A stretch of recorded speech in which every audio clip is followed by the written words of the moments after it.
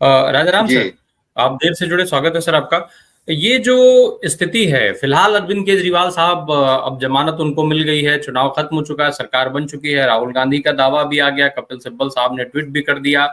ये जो सियासत का जो ये वाला सीन था, जो अभी तक मोदी सरकार के दोनों कार्यकालों में जम करके देखा गया, ईडी, सीबीआई, आईटी जैसी एजेंसियों का जो उपयोग हुआ और जो उनका काम था।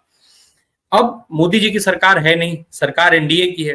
तो क्या एनडीए के सरकार में ये जो राजनीतिक गिरफ्तारियां हुई, राजनीतिक कार्रवाइयां हुई, इस पर कुछ रोक लगेगी? क्या ऐसी संभावना मानी जा सकती है, या स्थिति बन सकती है? या फिर अभी तक जो, क्योंकि स्थिति जो अभी तक बनी हुई है, जिस तरीके से सरकार बनाई गई, मंत्रिमंडल बनाया गया, जिस तरीके से दायित्व दिए गए, और लोकसभा स्पीकर को लेकर के जिस तरीके से फिलहाल भाजपा अड़ी हुई दिख रही है, तो क्या इस कार्यकाल में इन ऐसी राजनीतिक गिरफ्तारियों पर कुछ लगाम लगती हुई दिखेगी, या एज इट इज कार्रवाइयां चलती रहेंगी? नमस्कार राय साहब, मेरा मानना है कि बीजेपी इस समय उसके हाथ में पूरी तरह से स्वतंत्र नहीं है, और तीन टंगड़ी दौड़ जिसे कहते हैं, जिसमें पैर बंधे होते हैं, उसके साथ संतुलन बना के दौड़ना पड़ता है, उस स्थिति में है। तो जिस तरह से पहले खुला खेल फर्रुखाबादी खेला था इन्होंने, चाहे जिस नेता पे ईडी बिठा दीजिए, नेता के समर्थक पे, पार्टी के कोषाध्यक्ष पे, बकायदा चुन चुन के कि किस तरह से, अगर इसे युद्ध समझो चुनाव को एक तरह से, तो किस तरह से रसद रोकी जाए पार्टी की, उसके संसाधन रोके जाएं और लड़ाई बराबर की न होने पाए। तो इंडिया गठबंधन ने अभूतपूर्व इस बार चुनाव लड़ा है। इस तरह का चुनाव भारत के लोकतंत्र में पहले कभी देखने में नहीं आता, जब सत्ता अपने सारे संस्थाओं को, विपक्ष को निपटाने में लगा दे। इस तरह का कभी आपने चुनाव नहीं देखा। कभी आप सोच नहीं सकते कि सूबे के निर्वाचित मुख्यमंत्री को आरोपों के आधार पर आप जेल में डाल दो।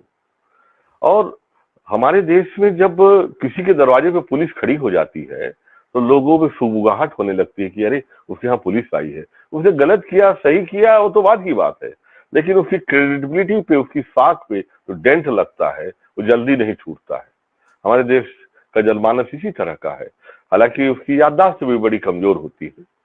तो जो जिस तरह से इन्होंने हेमंत सोरेन को डाला, केजरीवाल को जेल में डाला, तो इससे साधारण प्रभाव नहीं पड़ा। इसके प्रभाव का आकलन करने के लिए थोड़ा सा और गहराई में जाइए। जैसे सेनापति को किसी राज्य के, या किसी राज्य के सेनापति को आप जेल में डाल देते हो, तो बाकी सेना का मनोबल अपने आप खत्म हो जाता है। उसके सहयोगी जितने नेता हैं, उनके कार्यकर्ता है, सबका मनोबल खत्म हो जाता है चुनाव में। और जनता में मैंने पहले बताया कि भ्रष्टाचार को लेके जनता बहुत ज्यादा मतलब ये नहीं मानती कि नेता पाक और साफ होंगे, लेकिन जब इस तरह की स्थिति आती है कि जेल चले गए, तो निश्चित रूप से उसका असर होता है। इसका असर आप झारखंड में दिखा है, दिल्ली में जहां क्लियर कट महसूस था, लग रहा था कि भाई दिल्ली में कांग्रेस को की सीटें जितनी, सीधी समझ लीजिए कि करीब 4-5 सीट का लॉस हुआ है, मेरा मानना है। तो इसके प्रभाव सभी जगह पड़े हैं। छत्तीसगढ़ में पड़े, छत्तीसगढ़ में लगभग इनके जो कांग्रेस के जो कोषाध्यक्ष है और भूतपूर्व मुख्यमंत्री थे, और इनके साथ आधा दर्जन लोगों को आप जेल में डाल के रखे हैं। और एक बार केस हमारे यहाँ चालू हो जाता है तो खत्म होने का नाम नहीं लेता। हालांकि अभी बेल पे छूट गए, लेकिन आप बताइए ना, लालू का चारा घोटाला कब हुआ था? पीढ़ियां गुजर गई, लेकिन अभी भी उनको अभी भी उनके सिर पे तलवारें लटक रही है। कब जेल कब bail, bail jail, bail jail करते पूरी पीढ़ी गुजर गई। तो हमारे यहाँ न्याय प्रणाली ऐसी है। ऐसी स्थिति में इस तरह का ईडी के साथ दिक्कतें है कि ईडी में सब कुछ सिद्ध करने का दारोमदार उस व्यक्ति पे है जिसके ऊपर आरोप लगाए हैं। तो आरोप लगाना तो बड़ा सरल है। और मनी ट्रेल की बात कर रहे हैं, भाई नेता, ज्यादातर लोग जो आर्थिक रूप से सक्षम है, उनके कोई न कोई व्यवसाय है। हर नेता का कोई न कोई व्यवसाय भी है। और व्यवसाय है तो पैसे का लेन देन भी है। लेकिन सवाल ये उठता है, इतने बड़े बड़े धनपति यहाँ बैठे हुए हैं, बीजेपी में, पूरे बीजेपी में देख लीजिए, इतने सैकड़ों सैकड़ों भ्रष्टाचार किए हुए नेता हैं, उनके खिलाफ ईडी का एक केस नहीं आता। चुनाव के बाद से तो छोड़ दीजिए, पूरा आप उठा के देख लीजिए इनका कार्यकाल, 10 साल 3 महीने का उठा के देख लीजिए, एक भी नेता नहीं। तो इससे क्या है, समझ में आता है कि यह पूरी तौर से राजनीतिक प्रेरित इससे ज्यादा इंटरेस्टिंग ये है, भाजपा में जो नेता बहुत सारे भ्रष्टाचार करके या जो कुछ भी करके बैठे हैं, उससे ज्यादा इंटरेस्टिंग मुझे तो ये समझ में आता है कि दूसरे सियासी दलों में जो बड़े भ्रष्टाचार करके लोग बैठे हैं, उनको बड़े पद के साथ भारतीय जनता पार्टी में सम्मान के साथ ला करके और ज्वाइन कराया जाता है। जो जितना बड़ा भ्रष्टाचारी है उसको उतने इंपॉर्टेंट पद मिलते हैं, उतने महत्वपूर्ण पद मिलते हैं। भाई आपने 70,000 करोड़ का घोटाला किया, जिसको आपने खुद अपने मुंह से कहा, भारतीय जनता पार्टी के शीर्ष नेता, ये जो मतलब सबसे बड़े नेता, देश के प्रधानमंत्री 24 घंटा पहले आरोप लगाते हैं अजीत पवार को लेकर कि 70,000 करोड़ के घोटाले का आरोपी बताते हैं उनको, और 24 घंटे के बाद वो आदमी महाराष्ट्र जैसे प्रदेश का उप मुख्यमंत्री बना दिया जाता है। अशोक चौहान, उनका क्या था, इतने समय से तलवार लटकी हुई थी, आए जो छोड़ करके आए भाजपा में, सीधे राज्यसभा पहुंचा दिए गए, उच्च सदन भेजे गए, चुनाव नहीं लड़ने की जरूरत थी उनको, सीधा उच्च सदन भेज दिया गया। शुभेंदु अधिकारी से लेकर के हेमंता विश्व शर्मा तक सब उदाहरण है कि जितना बड़ा आरोप आपके ऊपर है, आपको उतना बड़ा पद मिलेगा। मुझे तो लगता है सर कि भाजपा में जो भ्रष्टाचारी बैठे हैं वो सब तो बौने हैं इन लोगों के आगे, अगर देखा जाए। और तो इस हिसाब से देखा जाए तो सर भ्रष्टाचारी जो भाजपा के हैं वो तो बेचारे खुद ही वो डिप्रेशन में चले गए होंगे ये सारी चीजें देख करके। जी राजाराम सर।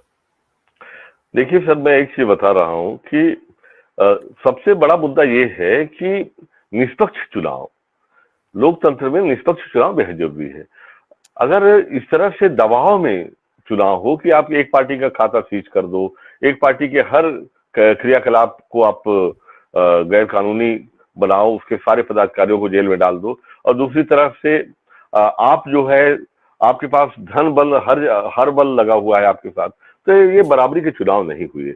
अब बराबरी के चुनाव देखना है तो अब मेरे ख्याल से जो हरियाणा का चुनाव होगा, झारखंड का चुनाव होगा, महाराष्ट्र का चुनाव होगा, इसमें स्थिति आप देखिएगा कि एक्चुअल क्या बनती है। और आपको मैं लिख के देता हूं, तीनों स्टेट ये हारने वाले, कुछ भी कर ले, और इससे स्थिति इनकी और कठिन होगी, ये और कमजोर होंगे, और इनके सहयोगी दलों की महत्वाकांक्षा और उठेंगी।